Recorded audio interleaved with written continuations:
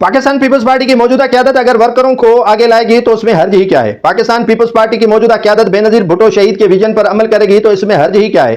Pakistan peoples party की मौजूदा क़यादत अगर ग्रास रूट लेवल से कारकुनान को उठाकर ऊपर ले आएगी तो इसमें हर्ज ही क्या है। जुल्फिकार अली भुट्टो बेनजीर भुट्टो शहीद का विजन तो यही था और मौजूदा पाकिस्तान पीपल्स पार्टी को अगर पीपल्स पार्टी बचानी है तो बेनजीर भुट्टो शहीद और जुल्फिकार अली भुट्टो शहीद के विजन पर अमल करना होगा। बेनजीर भुट्टो और जुल्फिकार अली भुट्टो का विजन क्या था और कारकुनान को वो कैसे नीचे जमीन से लेकर ऊपर ले आते थे।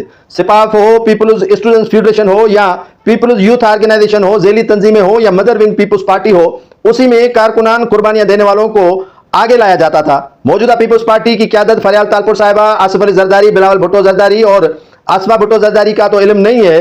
निसार खोड़ो साहब से भी पता नहीं है कि वो क्राइटेरिया क्या रखते हैं, कुर्बानियां कितनी हो, वीगोज हो, डालोज हो या फार्चूनर और दीगर जो बड़ी बड़ी गाड़ियां साथ में हो और सिफारशी एमपीएस, एमएनएस, सेनेटर, वजीर और दीगर रहनुमा हो और सनतकार उनके सिफारशी हो तो वो अलग बात है। लेकिन पाकिस्तान पीपल्स पार्टी की मौजूदा क़यादत को अगर पीपल्स पार्टी बचानी है तो कारकुनान को आगे लेके आना है।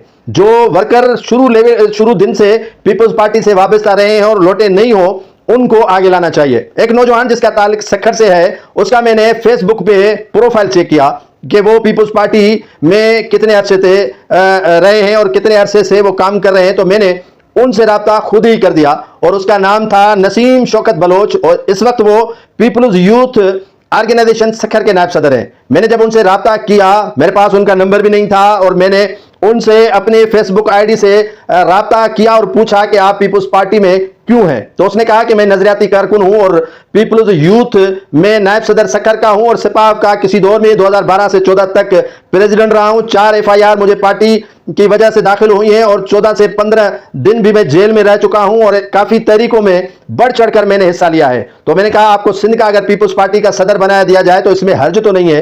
तो वो बड़े हंसे, शौकत बलोच जो नसीम शौकत बलोच थे वो बड़े हंसे और कहा कि मुझे इतनी अहमियत कहां मिलेगी, मैं तो काफी अरसे के बाद फरियाल तालपुर साहिबा तक पहुंचा हूं और हाजी अली हसन जरदारी से लेकर खुर्शीद शाह से लेकर नासिर शाह से लेकर फिदा ढक्कन तक मेरी आहिस्ता आहिस्ता अप्रोच बनी है। हालांकि मैं पीपल्स पार्टी का पुराना हूं और मैंने अभी अप्लाई किया है कि मुझे पीपल्स यूथ ऑर्गेनाइजेशन सिंध का प्रेसिडेंट बनाया जाए। तो मैंने उसे कहा कि आपके पीछे क्या है, कितनी अमला के हैं, कितने कारखाने हैं, कितने सनतकार हैं, कितने आप जो हैं वो पहुंचे हुए बाबा हैं। तो उसने कहा कि मेरे पास कुछ भी नहीं है सिवाय पीपल्स पार्टी तीर का निशान जिस पर मैं ठप्पा और मोहर लगाता हूं और पीपल्स पार्टी के जितने भी प्रोग्राम होते हैं मैं उसमें बढ़ चढ़कर हिस्सा लेता हूं और अकीदतमंदी मेरी पीपल्स पार्टी और मौजूदा क़यादत के साथ है। तो मैंने कहा कि आपके कोई सिफारशी होंगे, तो उसने कहा मेरा कोई भी सिफारशी नहीं है। मैं एक मरतबा जो आमिल है मुमताज मंगी उनके पास चला गया था और मैंने उनको कहा कि आप मेरे लिए दुआ करें। मैंने कहा कि दुआ के साथ दवा भी जरूरी है, तो उसने कहा कि मैं समझा नहीं।